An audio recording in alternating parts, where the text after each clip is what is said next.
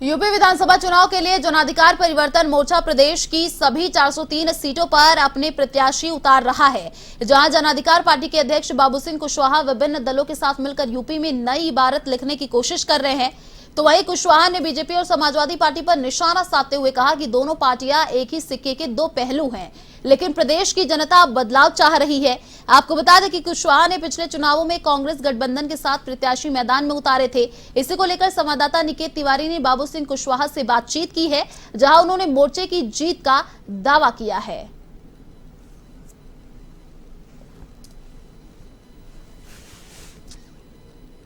उत्तर प्रदेश में 2022 के चुनावी समर अब शुरू हो चुका है और राजनीतिक पार्टियां जनता को लुभाने का हर संभव प्रयास कर रही हैं।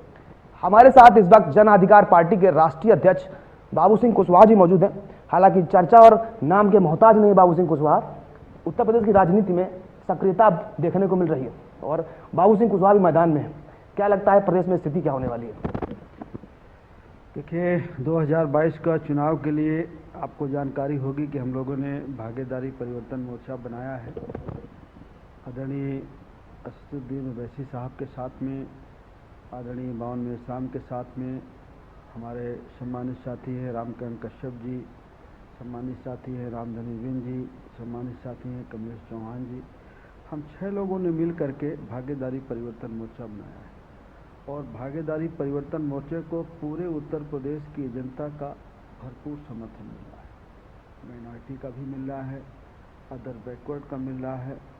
सारे लोग ये चर्चा कर रहे हैं, बात कर रहे हैं कि सपा और भाजपा से अगर हमें निजात पाना है तो भागीदारी परिवर्तन मोर्चा के साथ चलना है। तो हमें पूरा भरोसा है कि भागीदारी परिवर्तन मोर्चा पूरी मजबूती से लड़ रहा है और लोग उसे अपना आशीर्वाद देंगे।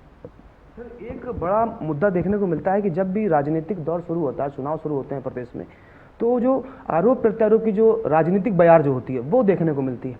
विकास के मुद्दे कहीं ना कहीं सिर्फ मैनिफेस्टो तक रहते हैं, मंचों पर जाके वो मुद्दे गायब हो जाते हैं। तो आखिर विकास के मुद्दों पर राजनीतिक पार्टियां क्यों चर्चा नहीं करती हैं? देखिए, जिन लोगों ने कुछ किया नहीं, जैसे भारतीय जनता पार्टी ने कुछ किया नहीं, उसके पास कुछ कहने को नहीं है। समाजवादी पार्टी 4 साल 4 बार सत्ता में रही है, पिछले 5 साल पहले वो सत्ता में रही है, उसके पास भी कुछ कहने को है नहीं। कोई ऐसी चीज़ नहीं उन्होंने किया है कि जो ये कह सके कि हमने सबके लिए किया है। तो ये दोनों पार्टियां विकास पे चर्चा नहीं चाहती हैं। एक हिंदुत्व पर चर्चा चाहता है, एक मुसलमान भाइयों को बीजेपी से डरवा के, ओबीसी को बीजेपी से डरवा के वोट हासिल करना चाहता है। विकास की बात नहीं करते हैं। भागीदारी परिवर्तन मोर्चा भागीदारी के नाम पर, विकास के नाम पर, शिक्षा के नाम पर, किसान के विकास के नाम पर मैदान पर है और लोग उसको महसूस कर रहे हैं। लोगों का समर्थन हमें मिल रहा है। जैसा कि आपने बताया कि भागीदारी परिवर्तन मोर्चा जो आपने बनाया है और असदुद्दीन ओवैसी साहब आपके साथ में, उनके ऊपर एक आरोप लगता रहा है कि वो बीजेपी की बी टीम के रूप में काम कर रहे हैं उत्तर प्रदेश में। तो ये बात कितनी तथ्यात्मक है, कितनी सही है? देखिए, आरोप तो किसी पे लगाया जा सकता है, लेकिन आपको मैं एक छोटी सी बात समझा रहा हूँ। 14 में पार्लियामेंट का इलेक्शन हुआ, ओवैसी साहब तो नहीं थे, समाजवादी पार्टी थी, सत्ता में थी, बीएसपी भी थी, कांग्रेस भी थी, तो 73 सीट जीत गई थी बीजेपी। तो कौन बी टीम था? 17 में जब असेंबली का इलेक्शन हुआ तो ओवैसी साहब तो नहीं थे। अगर होंगे तो 2-4-6 सीट पे लड़े होंगे। तो 330 सीट बीजेपी जीत गई, तो कौन बी टीम था? 19 का जब पार्लियामेंट का इलेक्शन था तो ओवैसी साहब नहीं थे। सपा बसपा का सबसे मजबूत अलायंस था। मुसलमान भाइयों ने 75% वोट दिए, तो भी वो 62-65 जीत गए। तब तो वो नहीं थे, तो कौन बी टीम था? ये बी टीम का आरोप कह देने के लिए है। असल में बी टीम ए टीम तो वो खुद है। जो ये आरोप लगाते हैं वही लोग बीजेपी का समर्थन करते हैं और वही लोग बीजेपी को जिताते हैं। देखिए, समाजवादी पार्टी है तो बीजेपी है, बीजेपी है तो समाजवादी पार्टी है। दोनों एक सिक्के के दो पहलू हैं। और वो जब उनको लगता है कि नहीं, अब मुसलमान की हिस्सेदारी की बात हो रही है, दलित की हिस्सेदारी की बात हो रही है, पिछड़े की हिस्सेदारी की बात हो रही है, तो हम बी टीम नजर आते हैं। बी टीम हम नहीं है, बी टीम वो खुद है। अच्छा, एक चीज़ और सर, कि उत्तर प्रदेश की राजनीति में अब अगर बात की जाए मुद्दों की, तो जो आपका जो मोर्चा है वो किन मुद्दों को लेकर जनता के बीच में जाएगा और वो क्या मुद्दे होंगे, और सबसे महत्वपूर्ण बात ये है कि जो मोर्चा बना है उसमें सीटों को लेकर क्या चर्चा हुई और उत्तर प्रदेश में कितनी सीटों पर आप चुनाव लड़ने वाले हैं? देखिए, जो हमारे मेन मुद्दा है वो एक नारे से आप समझ सकते हैं, जिसकी जितनी संख्या भारी उसको उतनी हिस्सेदारी। हर क्षेत्र में जिसकी जितनी आबादी है, आबादी के हिसाब से उसको हिस्सा मिल जाए, चाहे वो पिछड़ा हो, चाहे अगड़ा हो, चाहे दलित हो या माइनॉरिटी हो।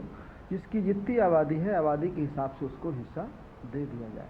सरकारी नौकरियों में, प्राइवेट सेक्टर में, विकास कामों में, ठेके पट्टी में आबादी के हिसाब से सबको हिस्सा दे दिया जाए। जो नहीं देना चाहते हैं, खाली पिछड़ा और हिंदुत्व के नाम पर वोट लेकर के सत्ता में जाना चाहते हैं और फिर सत्ता में जब जाते हैं तो कुछ लोगों के लिए काम करते हैं, जैसे एसडीएम को भर्ती हो, तहसीलदार की हो, सिपाही की हो, दरोगा की हो, लेखपाल की हो, पटवारी की हो, तो पिछड़ों के नाम पर वोट तो लिया जाता है, लेकिन फिर सिलेक्शन किसका होता है, फिर भर्ती किसकी होती है?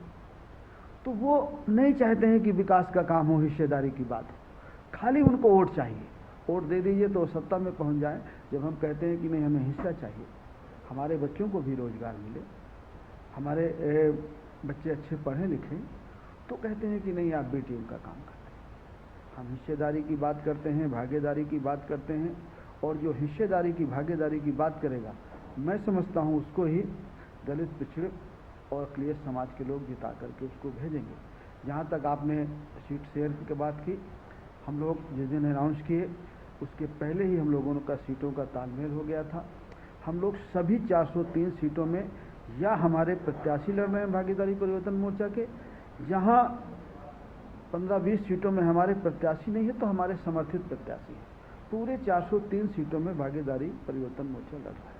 महत्वपूर्ण और आखिरी सवाल हमारा ये है कि अगर आपका मोर्चा उत्तर प्रदेश में 403 सीटों पर लड़ने के बाद में अगर बेहतर प्रदर्शन नहीं कर पाया, तो क्या किसी राजनीतिक दल के साथ में गठबंधन करेंगे? क्योंकि सत्ता पर तो किसी न किसी तरह से पहुंचना ही है, तो क्या जो राजनीतिक दल है कोई बड़ा उससे साथ जाएंगे उसके? नहीं, हमारा राजनीतिक दलों का हमारा आपस में गठबंधन है और हम पूरी मजबूती से लड़ रहे हैं।